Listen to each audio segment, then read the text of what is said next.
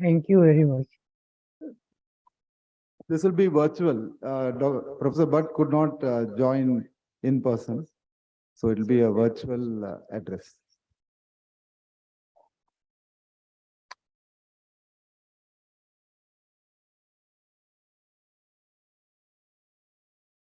Tasmai Brahmane Namaha.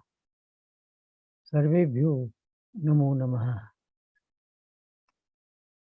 Our respectful obeisance to Sadguru Maha. Pranams to Swami Shri Hari Prasad Ji. Respectful regards to all the dignitaries, saints, representatives of different religions of the world, and learned audience. It's a matter of great pleasure and privilege to participate in the 7th edition of International Peace Conference, which is held regularly with great enthusiasm by Swami Sri Hari Prasad Ji. He could involve a galaxy of saints and scholars. And that is the most salient feature of this conference. The theme also is very much needed and significant because we don't find peace around. Everywhere we have strifes and struggles, violence and wars, and therefore peace is always at a discount. Peace has been a coveted ideal, not only of human beings, but of all creatures. And we can go to the extent of saying that even nature loves peace. But unfortunately, we don't find peace prevailing in the desired way. There is a breach of peace. And therefore, we are to be reminded constantly that peace is something not just theoretically important, but also practically viable and needed. Theory and practice go together. Peace is something which is natural, but breach of peace is something which is imposed by wrongdoings of human beings. It is human beings who are responsible for the prevailing melancholy conditions, and therefore rightly it has been emphasized, and I shall dwell upon it at the end, the role of education, because only through proper education we can have a required mindset for practice of peace. Peace is both something which is internal as well as external. Fundamentally, it is internal. We have to be at peace within, and then we can have peace outside. The external peace is just a reflection of the inner peace. And for inner peace, we require sadhana, some sort methodical practice. And that methodical practice can be inculcated in us through proper education, value-oriented education. This peace is not piecemeal. Peace is all round. We should have a holistic approach to peace.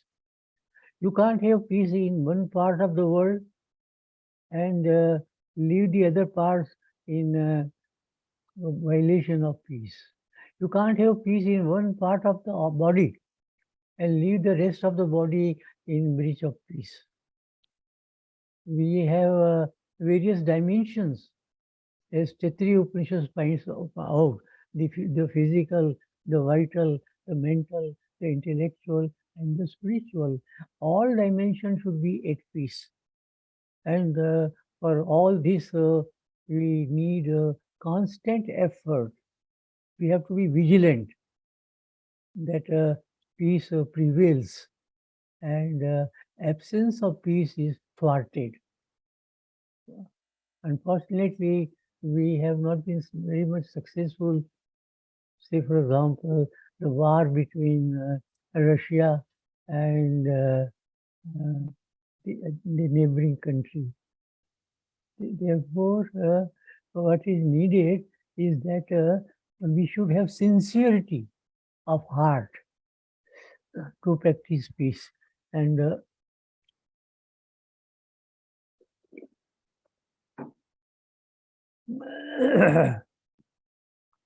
peace is a precondition for prosperity and happiness.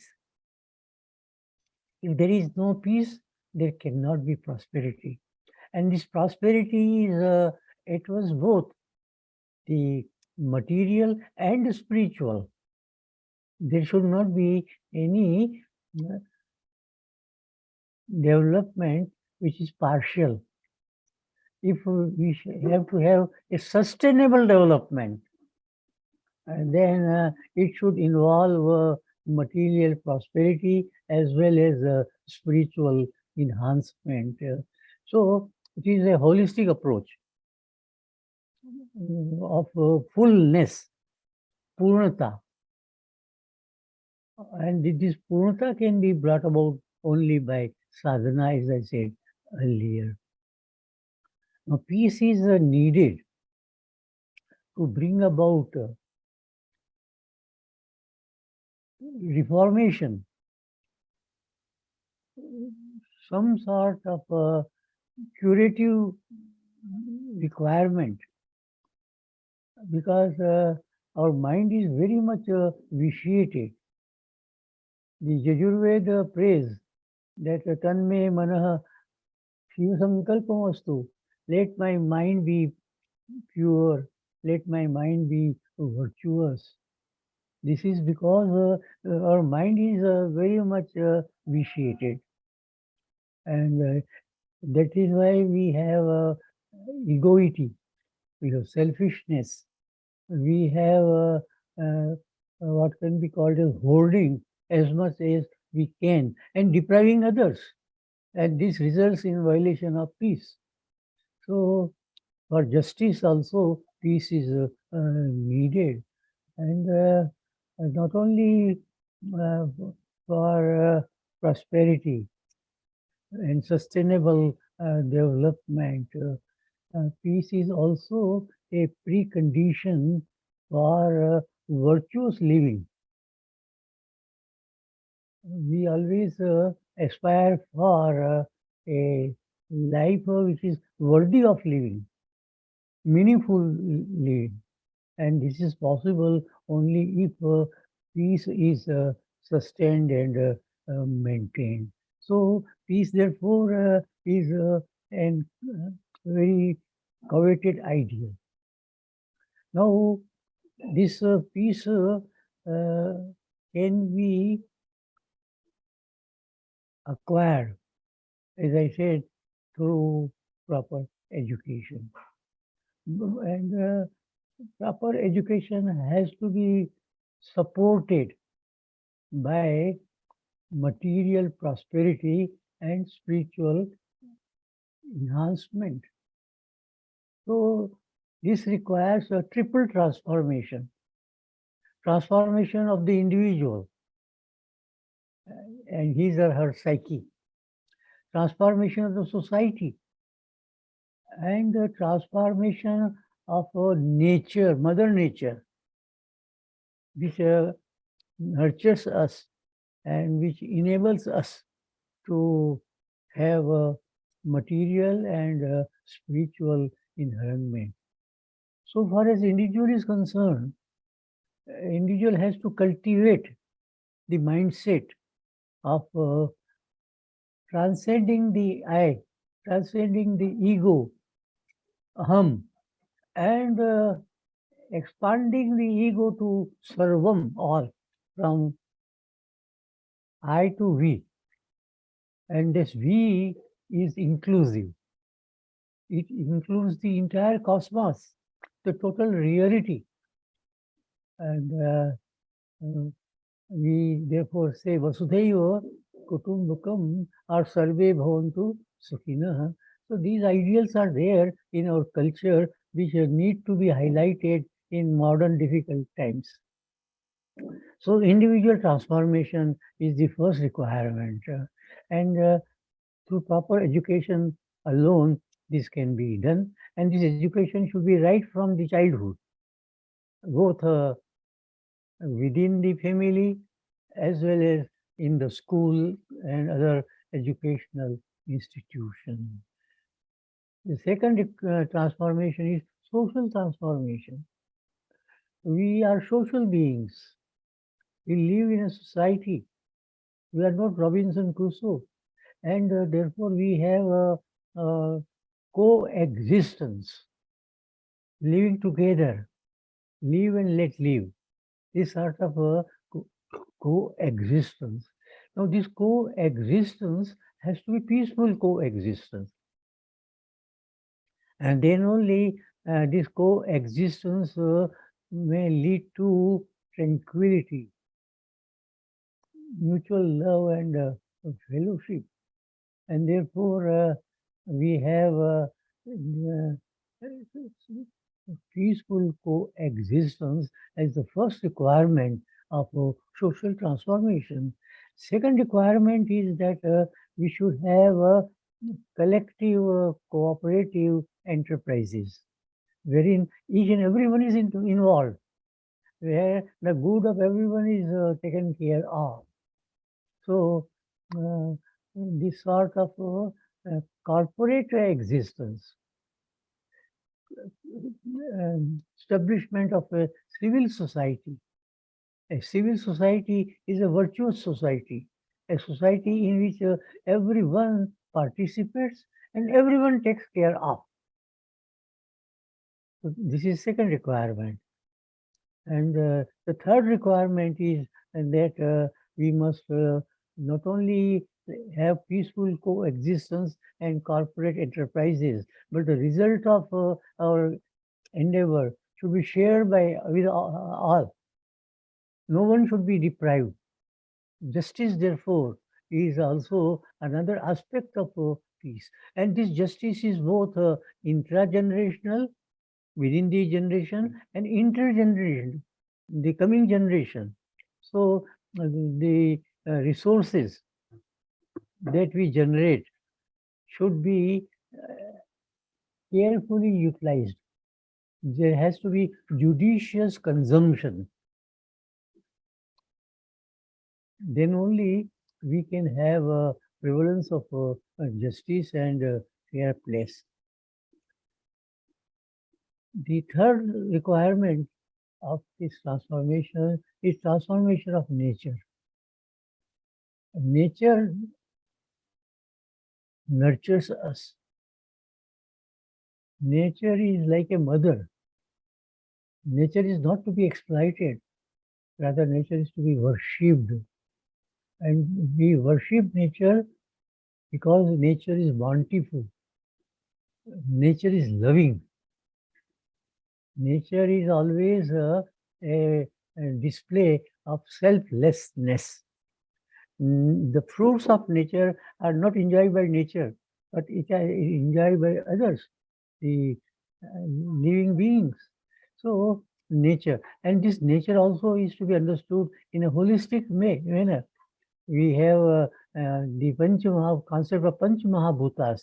So nature involves earth, air, water, fire, space. Our Shanti Patha, Vedic Shanti Patha, is a prayer for the Shanti in all aspects of nature. This is again a holistic and integral approach. So transformation of nature so that nature helps us. and we have to help nature to help us. And this is possible only if we worship nature, we recognize the intrinsic worth of nature apart from its instrumental value. Unfortunately, we regard nature only as an instrument for our selfish goals. But nature is something which is benevolent, and therefore its benevolence should be shared by all. So, transformation of nature is another requirement. In Indian culture, there is a great emphasis on sacrifice, on tyaga. Ishwavasopanisha tena tyaktena bhunjitaha. You first give to others and then you enjoy. Not that first you enjoy and give to others the rest of the things. No, no. It is the tyaga, which is in the form of dana, in the form of, you can say, giving due to everyone. Dana is not charity. It is a legitimate responsibility, duty, a rina to enable everyone to partake in the fruits of natural resources. So, and nature is capable of doing that. Nature is full of splendor. We call it Vasudha. And that splendor is to be enjoyed by all, like sun. Sun has no discrimination for anything. Moon, no discrimination for anything. So we should have that attitude of sacrifice. And we have the concept of yajna, which is now distorted and misunderstood. But yajna, in fact, is to give others whatever is due to them, dayacha, to give. And so that everyone enjoys the fruits of nature. Nature is intrinsic, so also every creature has intrinsic worth, and that intrinsic worth has to be recognized by everyone.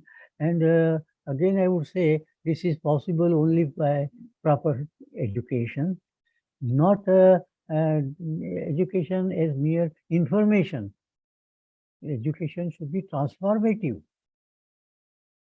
Unfortunately, we have been in recent times due to centuries of slavery, we have misunderstood the task of education. And it is not mere, of course, information is needed, it's valuable, but it should transform our being. It should reform us. It should enable us to respect one's own self, our authentic existence, as well as authentic existence and respect of each and every item of the cosmos, both animate as well as inanimate. And therefore, education is the key for this. Sa vidyaya vimuktaye. And this vimukti is all-round holistic development of total existence. We are having a sort of interdependent existence, not isolated ones, and therefore and there has to be a realization of this wholeness, purnata, and this realization of wholeness is possible if and only if we eradicate selfishness, we eradicate our egoity, and cultivate the feeling of sarvatma bhava, sarva atma bhava. This sarva atma bhava is something which is the ideal. Bhagavad Gita has put forth, and in this there is no discrimination, but acceptance, no negation, and this is what is the uh, job of education. Uh, Now, this realization of peace is not piecemeal. It is a global movement. It should involve each and everyone. Everyone must contribute one's might for the realization, for the protection of peace. Though we have some agencies established for maintenance of peace, like peacekeeping forces, etc., but they have failed because the root cause of all evil is our vicious mind. And we, though we may wish to be virtuous, we do not become virtuous. As a popular saying says, Janami dharmam nachame pravritti, Janami adharmam nachame nivritti. So, what is needed is a pravritti, indulgence in peace and in practice of virtues. So, peace is in fact a pivotal virtue. And if there is peace, there is prosperity, and there is happiness. Everyone wants to be happy, but one can be happy only if there is peace, peace within and peace outside. Let me congratulate Swami Sri Hari Prasad ji for organizing peace conferences, international peace conferences, involving a galaxy of religious saints and scholars. His endeavor, his enterprise is not only praiseworthy, but it's something in which everyone has to participate sincerely, everyone has to practice it. And if that is done, definitely this world will be an ideal place to live. And this is the need of the hours in particular. Of course, there has been a breach of peace uh, right from the start of creation. We have wars, we have spread of hatred, jealousy, etc. Ramayana and Mahabharata are the evidences for that. Even in the Vedas, we find that there are demons who create this breach of violence and breach of peace. But now in the 21st century, this is more needed. This is because here we have the whole world has become one single family. This is globalization. And for globalization, therefore, peace is a prerequisite. So let me congratulate Swamiji once again and hope that the learned saints and scholars will enlighten us so that we purify our mind. As Yajurveda says, and I quoted, that let my mind be pure. That if mind is pure, our action will always be pure. If there is chitta suddhi, there will always be charya shuddhi. Chitta and charya go together, and therefore let there be purity of mind. And this is possible through proper education. Education has a dual purpose in our culture. Sa vidya ya vimuktaye. This is what, but sa vidya ya arthakari. It should also enable us to earn a living or livelihood, a quality of life. because if you have quality of life, then only peace will prevail. And if there is no quality of life, if there is jealousy, if there is hatred, if there is a competition, no cooperation, if there is conflict, then but one thing I would like to conclude with: peace is resolvable. Peace can be resolved, and our endeavor should be to resolve peace, peace within and also peace outside. Because peace is not natural; it is something which is adventitious.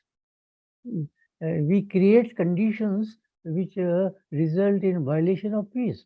So we have to eradicate those conditions, as Lord Buddha in his doctrine of Pratitya Samutva pointed out, that you remove the cause and the effect will get removed. So let us first of all, you can say, locate those causal conditions which are responsible for breach of peace and eradicate those conditions so that the world is a happy place, nice place to live in. I wish that the learned audience, both who are present here and those who are participating on live, will take active part in restoration of peace wherever there is a absence of peace. I'm sorry I could not be physically present because of my health condition, but I congratulate the scholars who have assembled here. Uh, all of them are learned scholars. All of them are realized soul, I would say, and therefore let their realization spread all over the globe and let the whole humanity be benefited by their learning and expertise. But it should not be merely theoretical, it should be practical. Just as Vivekananda talked of practical Vedanta, not just theoretical Vedanta. Let us strive our best to bring about peace in the world. Thank you very much.